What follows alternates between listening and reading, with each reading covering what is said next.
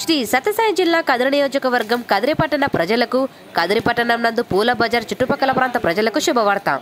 కదిరి పట్టణ ప్రజలకు స్వచ్ఛమైన తాగునీటిని అందించిన కొరకు పూల బజార్ పాండు అంగడి పక్కన సాధు ప్యూరిఫైడ్ డ్రింకింగ్ వాటర్ను ఏర్పాటు చేశారు. అంతేకాకుండా ఇచ్చిన చిన్న ఆటో ట్యాంకర్ల వాహనదారులు ఆటో ట్యాంకర్లకు ప్యూరిఫైడ్ వాటర్ను హోల్సేల్గా కూడా ఇవ్వబడును. ఇంకెందుకు ఆలస్యం, వెంటనే విచ్చేయండి సాధు ప్యూరిఫైడ్ డ్రింకింగ్ వాటర్.